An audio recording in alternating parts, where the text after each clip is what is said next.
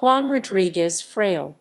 Juan Rodríguez Freyle, also written as Juan Rodríguez Freyle, Bogotá, New Kingdom of Granada, 25 April 1566, Bogotá, 1642, was an early writer in the New Kingdom of Granada, the Spanish colonial territory of what today is Colombia, Ecuador, Panama and Venezuela.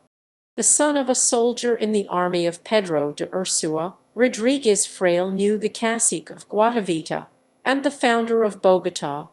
His major work, El Carnero, a collection of stories, anecdotes, and rumors about the early days of the New Kingdom of Granada and the demise of the Muisca Confederation. It is one of the most important sources for the 16th century Spanish period of present-day Colombia. Juan Rodríguez Freyle was married to Francisca Rodríguez and died in Bogotá in 1642. Biography. Juan Rodríguez Freyle was born in Bogotá, the capital of the New Kingdom of Granada, as son of Juan Freyle and Catalina Rodríguez. The Freyles were originally from Alcalá de Henares, Spain, and of good standing. Little is known about his life, but he didn't have a full education, and sources state he learned how to read from Gonzalo Garcia Zorro. Rodríguez Freyle studied at the San Luis Seminary for 2 years, where he was expelled for including the nickname for the Archbishop Zapata as Sabata.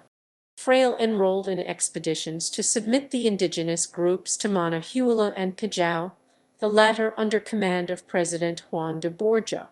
He got to know Conquistador, founder and first mayor of Bogotá Gonzalo Jiménez de Quesada, who died in 1579, and the cacique of Guatavita.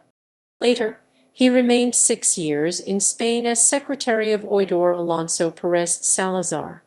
During his time in Spain from 1585 to 1591, he witnessed the attack on Cadiz by the pirate Francis Drake in 1587.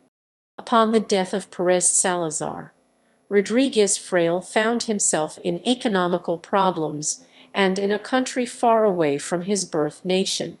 He returned to the New Kingdom of Granada and settled for a while in Cartagena de Indias.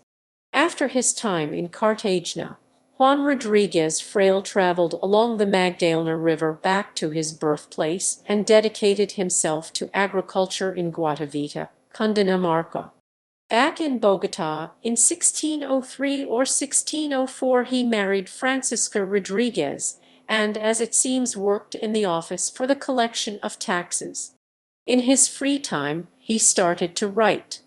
Of Rodríguez Freyle is said that he was an educated man and fond of literature.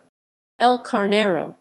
In the last years of his life, between 1636 and 1638, Rodríguez Freyle wrote his magnum opus, El Carnero Conquista y Descubrimiento del Nuevo Reino de Granada de las Indias Occidentales del Mar Océano, y Fundación de la Ciudad de Santa Fe de Bogotá, Primera de este reino donde se fundó la Real Audiencia y Cancillería, siendo la cabeza se hizo su arzobispado, about the first conquistadors in Colombia.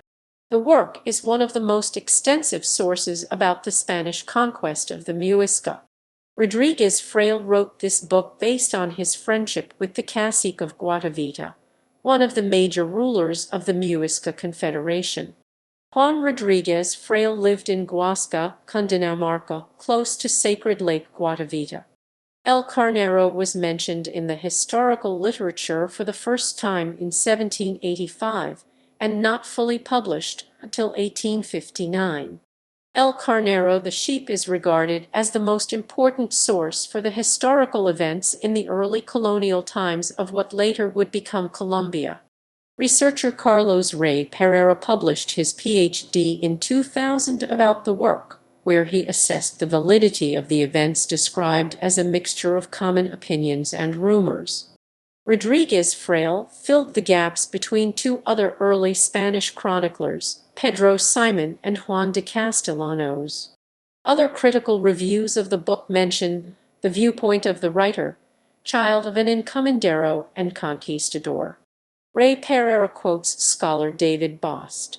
Modern scholarship has shown that such a confluence of what we now term history and fiction was common during this period. Historical writers frequently relied upon recourses from literary models to invest their accounts with a more expressive language. There was often no clear distinction between the two forms of writing with regard to truth or reliability. It was not uncommon for historians like Rodríguez Freyle or Pedro Simon to create portraitures and characterizations with little or no textual evidence. Historians were free to speculate about people and occurrences. Their narratives thus reflect frequent turns toward an imaginative, inventive depiction of the American scene.